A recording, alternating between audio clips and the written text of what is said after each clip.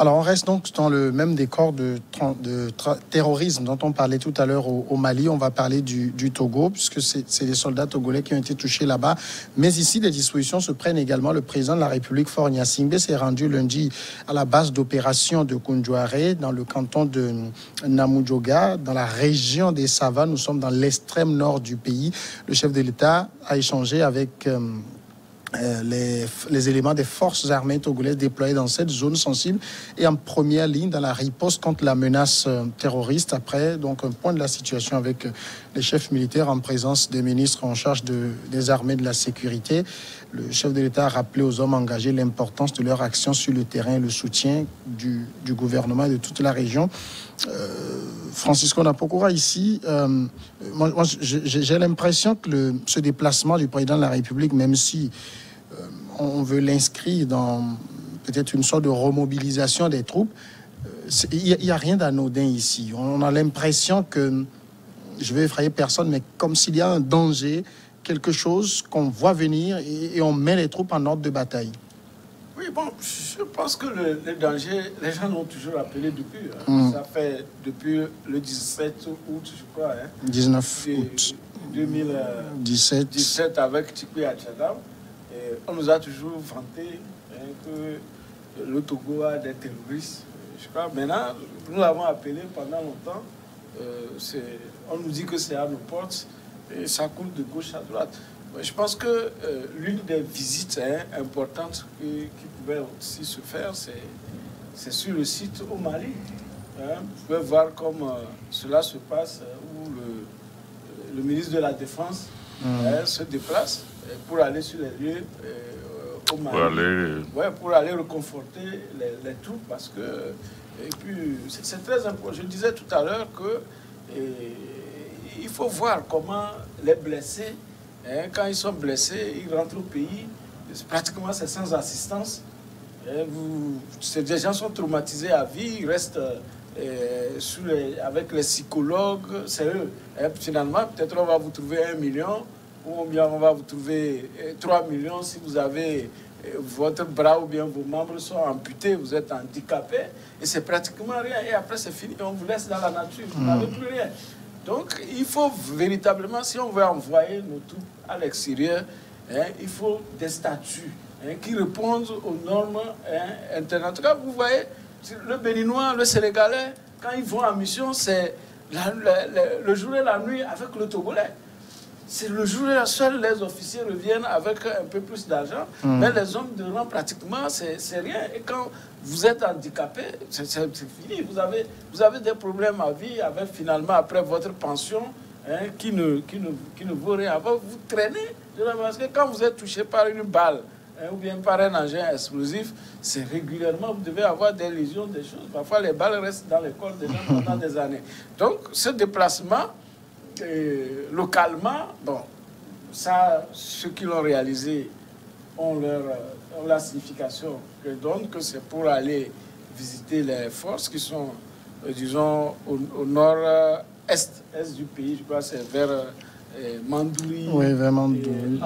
Donc, ça veut dire que c'est la zone qui est encore plus proche du Niger. Voilà, on est dans une zone de plusieurs frontières à la fois. Voilà, de plusieurs frontières. Donc, une force stratégique qui est placée là, c'est aujourd'hui que le peuple est en train de le savoir. Et puis, bon, le chef de l'État, depuis qu'il y a eu l'assassinat crapuleux du colonel Majulba, et depuis que le chef d'État-major général Félix Katanga n'est plus aux affaires, il y a un nouveau, et puis un nouveau ministre de la Défense, pour une fois c'est une femme. Et il est de bon ton que le chef de l'État marque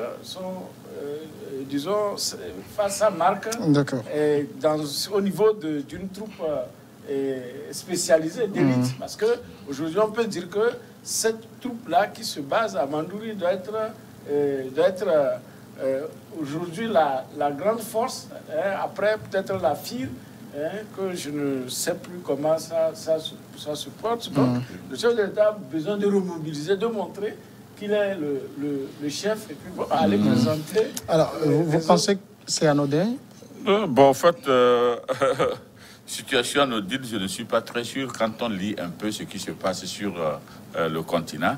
Déjà, nous avons signalé le Mali tout de suite. Et il s'est fait que certains djihadistes ont été appréhendés au niveau du Sénégal. Et la zone de Burkina est souvent mise en chose là à l'épreuve. Il y a le Niger qui est là-bas.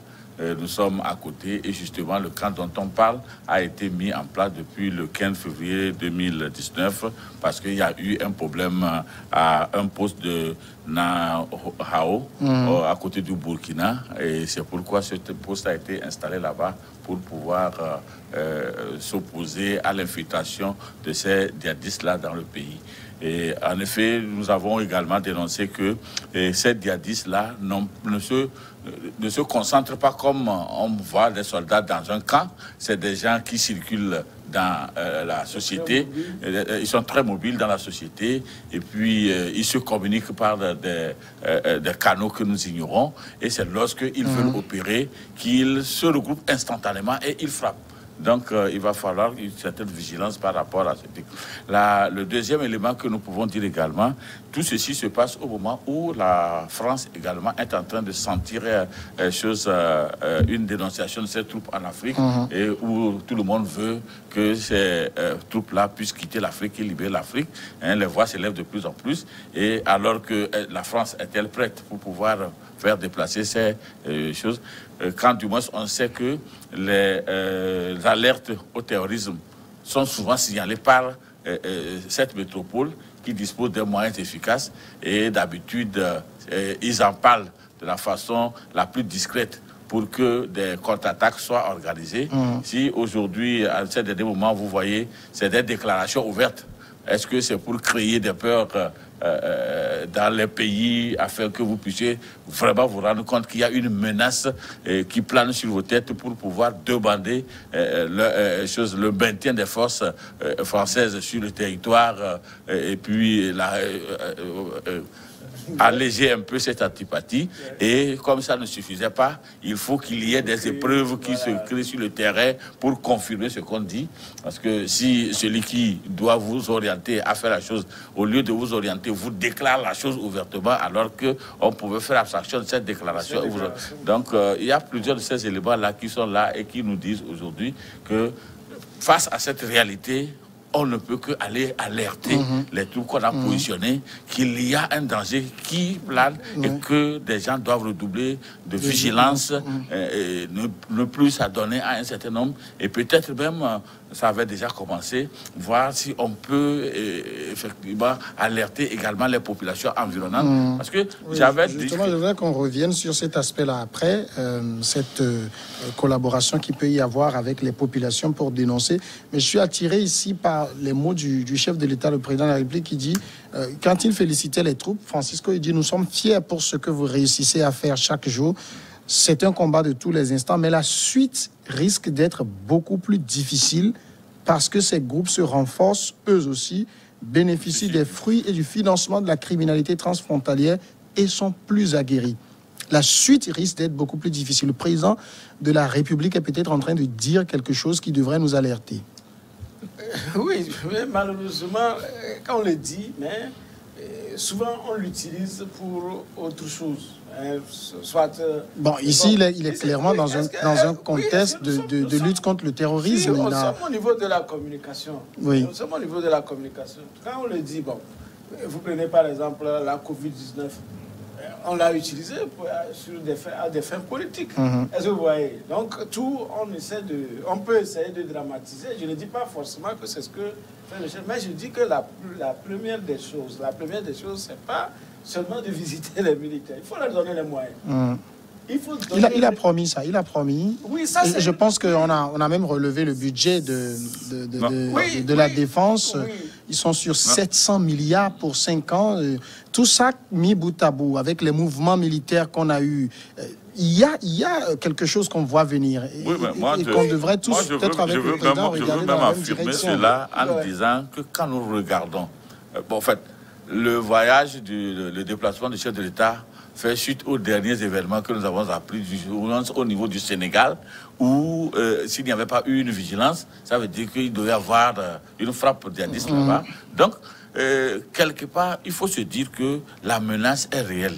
La menace étant réelle, il va falloir quand même que, même si on doit l'exploiter pour des fins politiques, c'est que nous vivons le problème au quotidien. Le Niger n'est pas épargné, le Burkina n'est pas épargné, le Sénégal n'est pas épargné, le Tchad n'est pas épargné. Quand nous regardons de l'autre côté, le Nigeria, le Gabon avec les Boko Haram, etc. Vous voyez, c'est comme si il y a un étau qui est en train de se créer tout.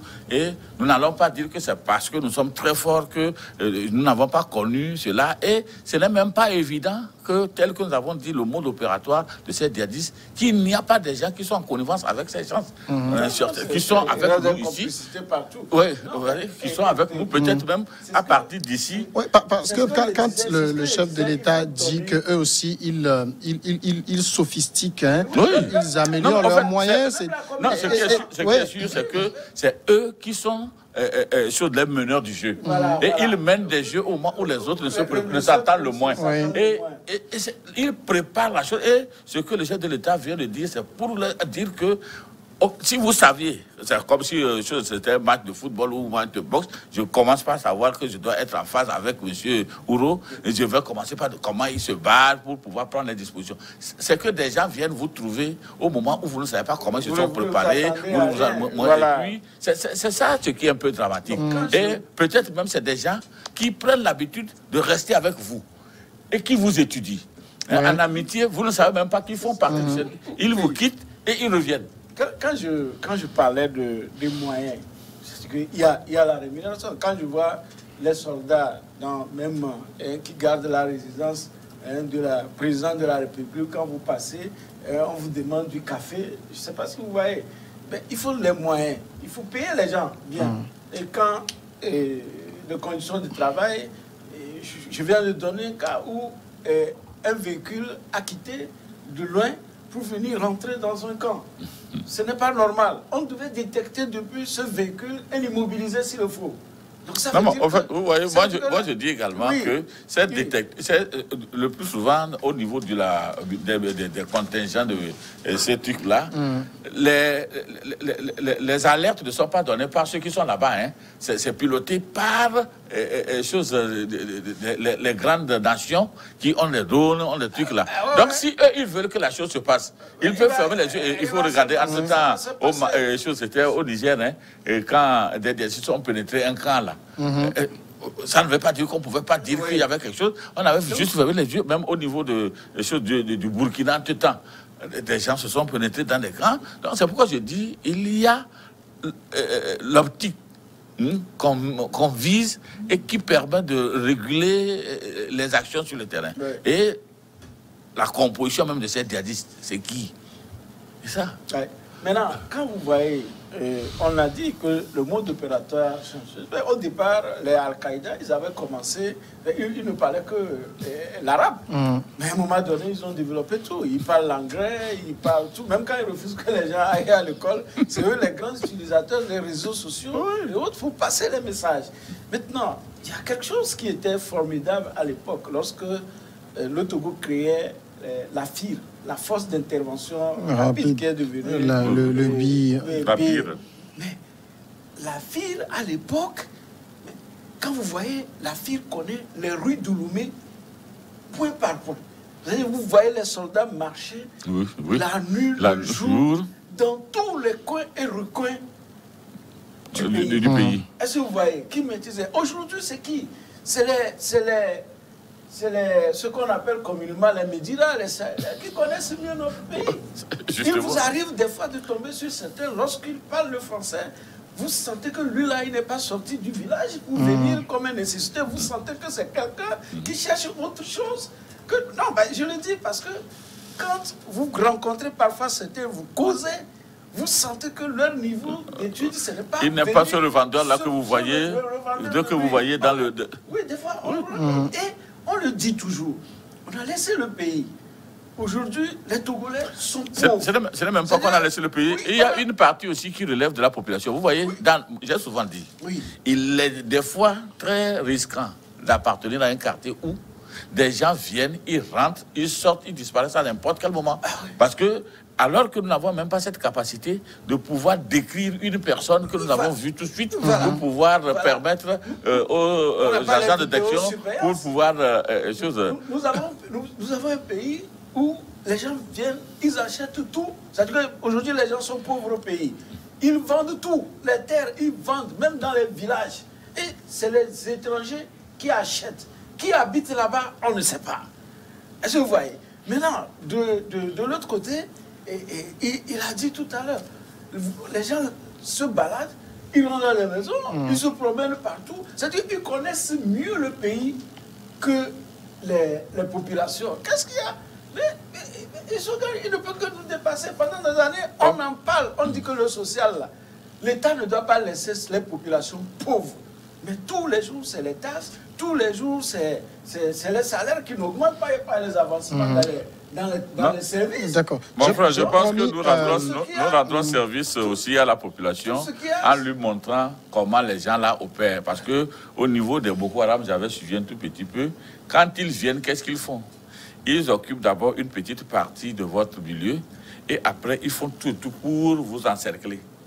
Et comme ça, vous constituez des cibles de protection quand ils déclenchent. Parce qu'on ne peut pas venir les attaquer au risque de détruire la population. Et ils tiennent en otage cette population. Malheureusement, nous, population, dans notre naïveté, nous ne cherchons pas à dénoncer tout ce que nous trouvons autour de nous, que nous n'avons jamais connu, et qui mènent même parfois des vies qui sont extraordinaires. Hein? Tout ça, là, ça nous enchante.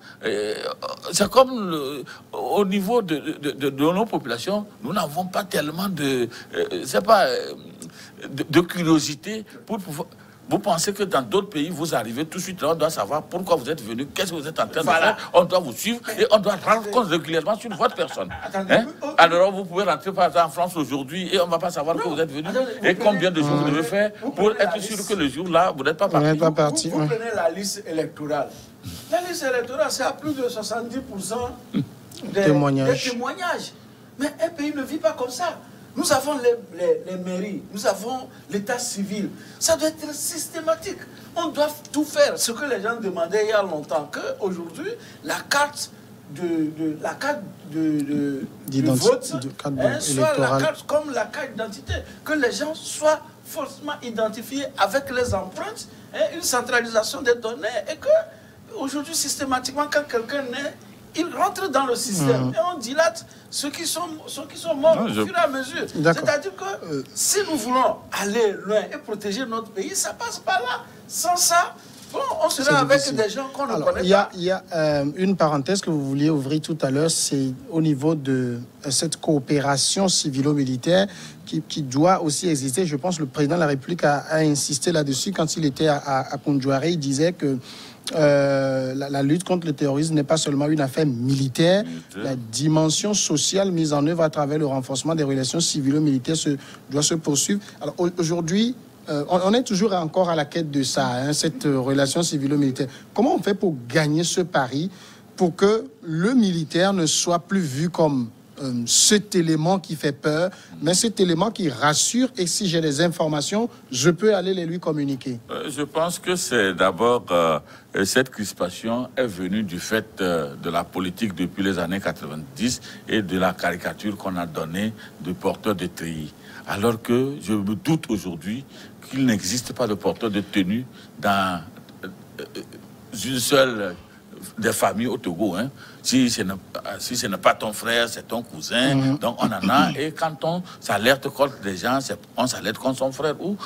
Donc ce qu'il faut maintenant faire, c'est de pouvoir, je ne sais pas, commencer par changer nos discours, parce que c'est nous tous, hein, changer nos discours et puis avoir un autre regard sur choses. C'est dans le sens, qui doit faire plus d'efforts? C'est les civils ou c'est les militaires? Les militaires également et les civils. Parce que ce qui est sûr aujourd'hui, c'est qu'on a présenté le porteur de treillis comme quelqu'un qui... En fait, c'est un héritage de longue date, hein, puisque à un moment donné, effectivement, l'armée était plus un peu au-dessus de la population. C'est maintenant qu'on est en train de niveler tout pour que ça puisse être, à l'époque, vous ne pouvez même pas rester quand un militaire parle.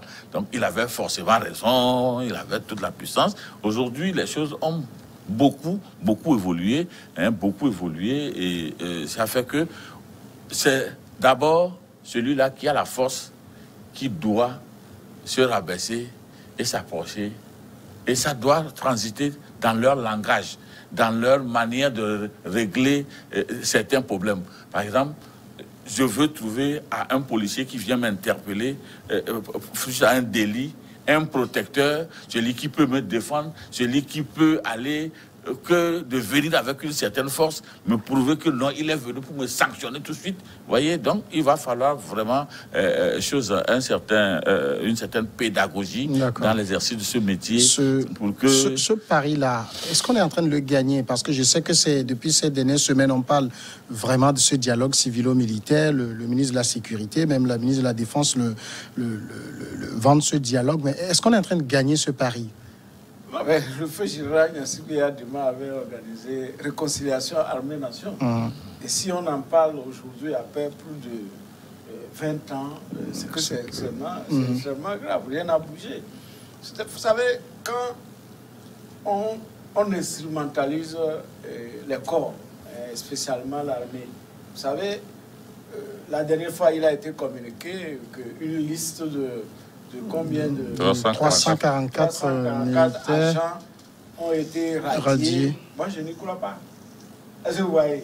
Parce que on ne sait pas ce qu'ils ont fait. On nous a fait un truc global. Il y a plusieurs délits ainsi. Oui, nous avons mis moi, quand j'ai vu, par exemple, pour les policiers et les gendarmes, j'ai écrit un commentaire quelque part en disant mais qu'il y a beaucoup de voyous habillés. Oui, parce que les gens qui se comportent contrairement à leur tenue. Oui, mais ça dépend. C'est le recrutement, tout ça là. Il y a beaucoup de choses. Oui, il vient avec une bonne tête pour être recruté. Maintenant, après, ce qu'il fait... Justement. Des militaires... Ils ont des gens derrière qui garantissent l'impunité. Vous voyez, je prends par exemple le cas de Dapaon. La mort des petits écoliers Ansel et puis d'outils Sinaleng. On nous a dit que le policier a tiré en l'air et puis ça a pris quelqu'un dans les choses. Je prends le jeune Jojo. Prenez toutes les bavures que nos forces de l'ordre. Et souvent, c'est des jeunes recrues qui n'ont pas encore peut-être en formation qu'on déverse. Regardez Sokodé Bafilo, tout ce qui s'est passé.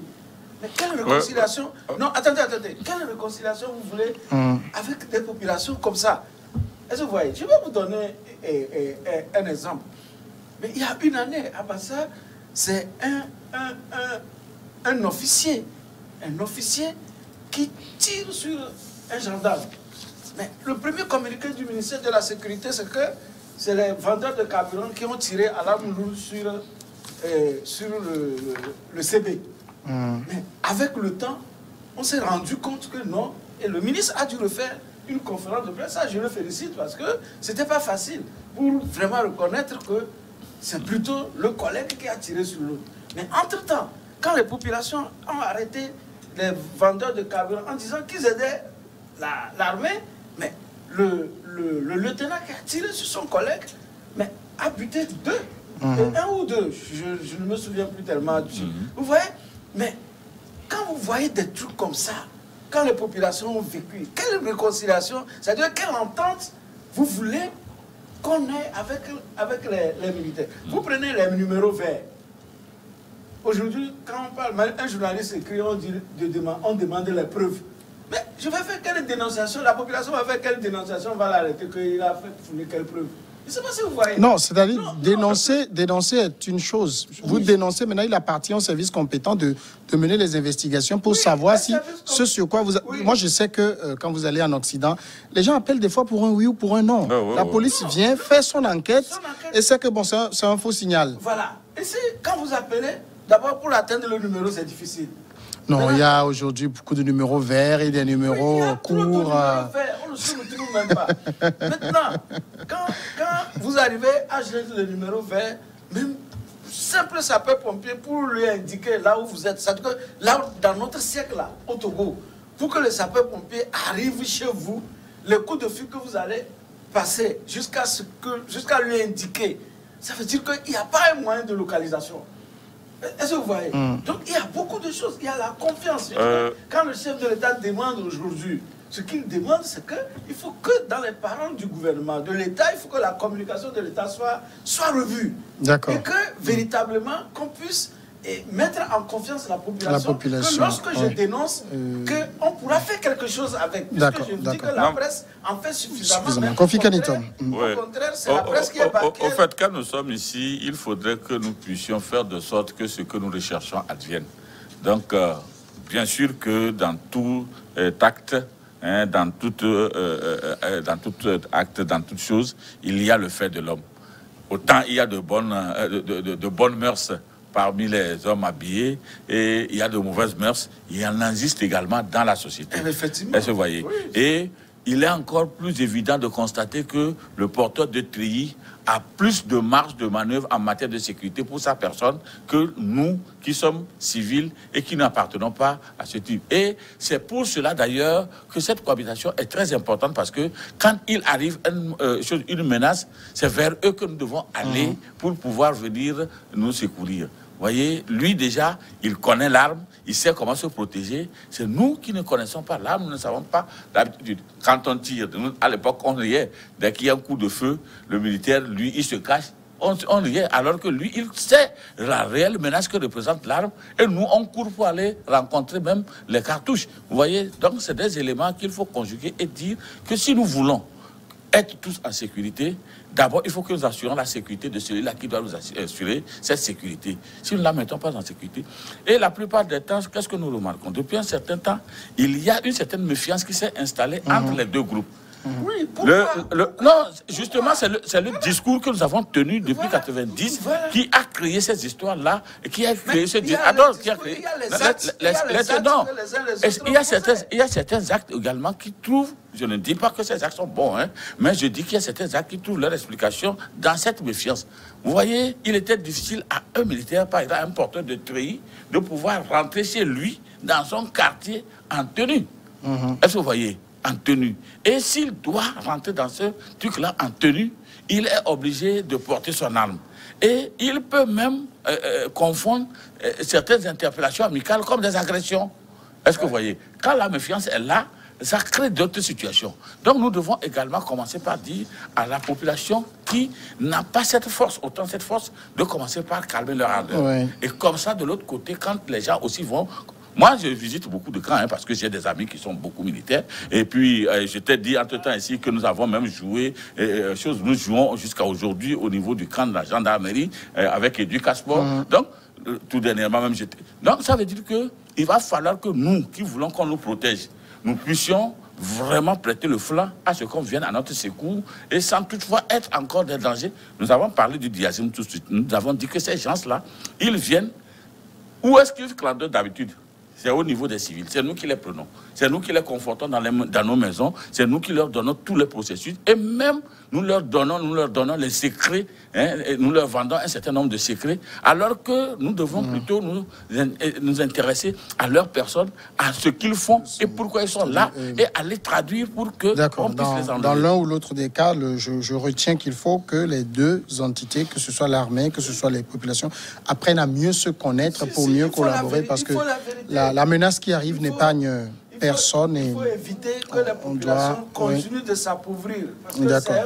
C'est aussi un autre pan de la chose qu'on évoquera éventuellement à d'autres occasions. Merci beaucoup, Francisco Napokura. Merci, Kofi Kanito, mais également d'être passé faire ce débat avec nous. Merci à tous d'être restés en notre compagnie.